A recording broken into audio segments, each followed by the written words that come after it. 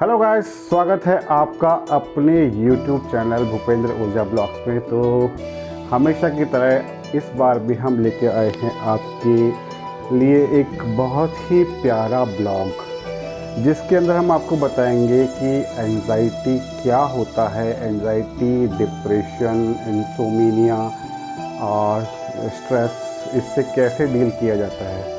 तो जैसा कि आप जानते हैं कि आज की जीवन शैली, जो हमारा जो लाइफस्टाइल है आज का, तो उसमें हर आदमी तनाव में जी रहा है। ठीक है। जब से कोविड इंडिया में मान लो या वर्ल्ड में आया है, तब से स्ट्रेस लेवल या एंजाइटी, डिप्रेशन का लेवल जो है वो यहाँ से यहाँ पहुँच गया है। पहले नहीं सुनने को मिलता था कि छोटे बच्चे भी डिप्रेशन के शिकार होते हैं, कि अब जैसा कि आप जानते हैं कि बाहर निकल नहीं पा रहे हैं और घर के अंदर रहकर और अपना मोबाइल पे स्टडी करते करते बच्चे, युवा, बुज़ुर्ग और सभी आज की डेट में डिप्रेशन से जो है वो डील कर रहे हैं। तो सबसे पहले हमें अपने जीवन शैली को जो है वो सुधारना होगा। भोजन जो है वो सात्विक भोजन करना होगा, टाइमली हमें करना पड़ेगा। मतलब अपना लाइफस्टाइल को थोड़ा सा इम्प्रूव करना पड़ेगा ताकि हम लोग इससे डील कर सकें। तो बेसिकली एंजाइटी होता क्या है? एंजाइटी शारीरिक, मानसिक और अपना व्यवहारिक तंत्र के अंदर जो बदलाव आते हैं, बेसिकली उसी को हम लोग एंजाइटी कहते हैं। एंजाइटी, देर आर मतलब multiple type of anxieties, like generalised anxiety disorder, जिसमें कि व्यक्ति जो है वो डरा, सहमा और फियर से भरा हुआ लगता है कि जब आप उसको देखेंगे तो उसको पसीना सा लगभग, उसका हार्ट बीट जो है वो तेज़ होगा। उसके अलावा सेकंड जो फेज़ आता है वो आता है पैनिक डिसऑर्डर्स। पैनिक डिसऑर्डर में बेसिकली होता क्या है कि जैसे सपोज़ कीजिए कि कोई पर्सन है, उसने अपना पूरा हार्ट का चेकअप करवा लिया है, उसको कहीं कहीं कुछ हार्ट रिलेटेड कुछ प्रॉब्लम नहीं है, फिर भी उसको हार्ट में जो है ऐसा लगता है कि हार्ट अटैक आने वाला है। तो इस टाइप का जो पेन उसको आता है वो भी जस्ट बिकॉज ऑफ एंजाइटी की वजह से आता है। ये मतलब हार्ट में भी हो सकता है, ये आपके इस वाले पोर्शन में बैक से लेकर और आपके मसल्स के अंदर भी जो है वो पैनिक अटैक आ सकता है। उसके अलावा तीसरा जो स्टेज आता है वो आता है फोबिया। फोबिया में बेसिकली जैसे कुछ लोगों को ट्रेन में ट्रैवल करने में डर लगता है। मैं अपना ही एग्जांपल देता हूँ, कुछ साल पहले मुझे भी ट्रेन में ट्रैवल करने से डर लगता था, जस्ट बिकॉज ऑफ फोबिया। तो उस वक्त हुआ था क्या था, जैसे मैं ट्रेन में बैठता था तो मुझे वोमिटिंग, नोज़िया का सेंसेशन आना स्टार्ट हो जाता था। तो इसी तरह से मल्टीपल फोबिया होते हैं कि ठीक है, किसी को ऊपर ऊंचाई पे जाने का फोबिया है। देखिए, हमारे जो ब्रेन के अंदर दो तरह के केमिकल्स होते हैं, एक डोपामिन और एक सेरोटीन। तो जब इनका लेवल जो मतलब इनका जो लेवल होता है वो पर्याप्त मात्रा में होता है, तब हमें इस तरह की जो है मतलब एंजाइटी और डीलिंग करने में काफ़ी हेल्प मिलती है। तो मैं आपको बताऊंगा कि ये जो आपका डोपामिन और जो सेरोटीन है, ये एक्चुअली बेसिकली आपका इमोशंस और आपका बिहेवियर, इन सब को लेवल को जो है वो मेंटेन करता है। तो जब इसका बॉडी में इसका मेंटल, मतलब आपका दिमाग में इसका इम्बैलेंस स्टार्ट होगा, तभी समझ लीजिए कि आपको एंजाइटी का प्रॉब्लम आना स्टार्ट होगा।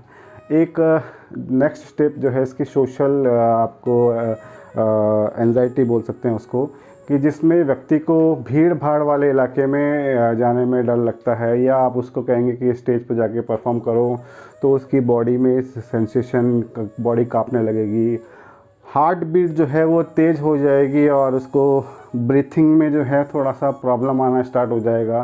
तो ये हम इस फैक्टर्स क्या क्या उनके अंदर जो सिम्टम्स होते हैं, हम उसका भी डिटेल में अभी आपसे डिस्कस करेंगे।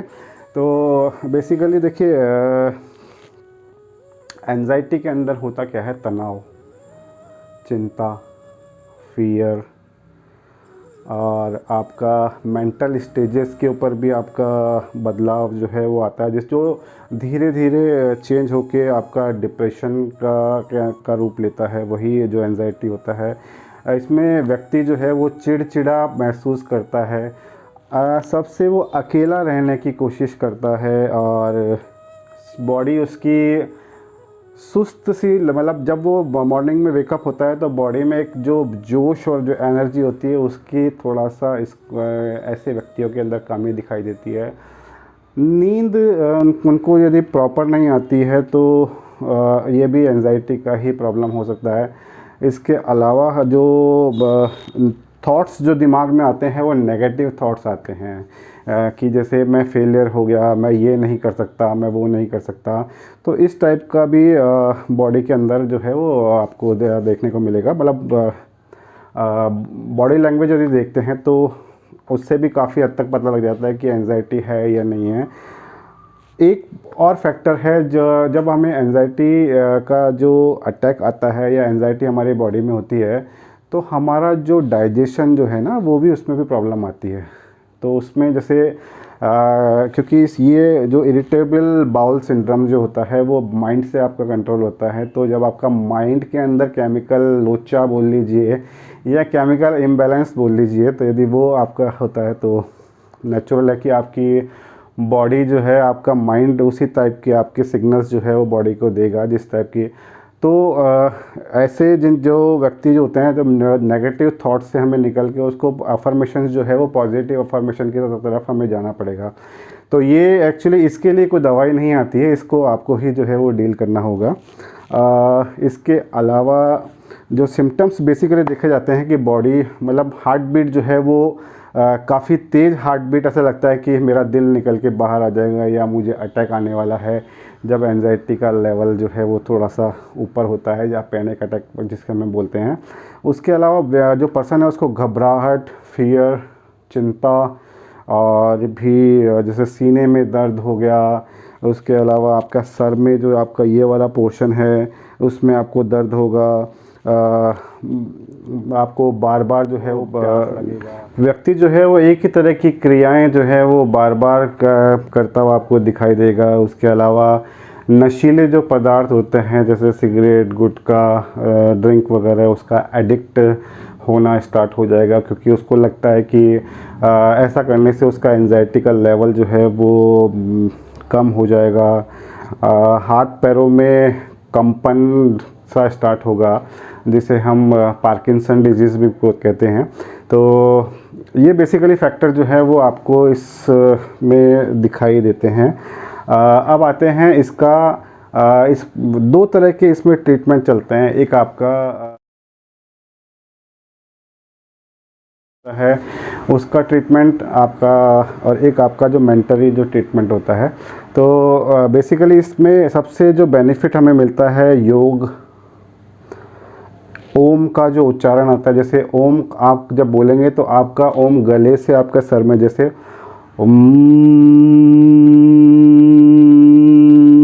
तो ये जो वाइब्रेशन है वो आपके सर में जो है वो जाना चाहिए इसके अंदर। उसके अलावा आपका मेडिटेशन हो गया कि शांति से आप बैठिए और अंदर अंदर अपने ईश्वर जो भी आपका इष्ट देव है उनका ध्यान कीजिए। प्रॉपर नींद लेना बहुत ही आवश्यक है दोस्तों।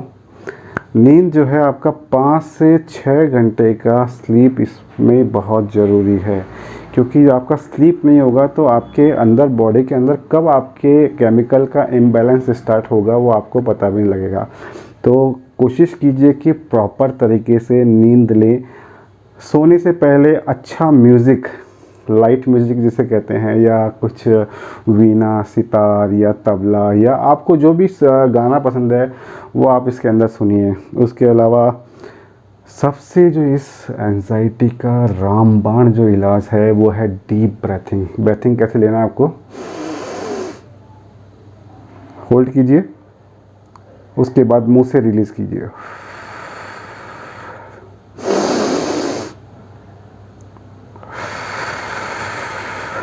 सांस अंदर लेना है, 10 सेकंड रोकना है, उसके बाद में मुंह से उसको एक्सहेल करना है। ये इस एंजाइटी का रामबाण इलाज है मित्रों। याद रखिए कि दवाई से आपको टेम्परेरी रिलीफ मिलेगा, दवाई भी ज़रूरी है। उसके अलावा कुछ जो डॉक्टर्स होते हैं वो आपको थेरेपी के थ्रू भी इसका इलाज करते हैं, तो थेरेपी इसमें मेन रोल भी अदा करती है।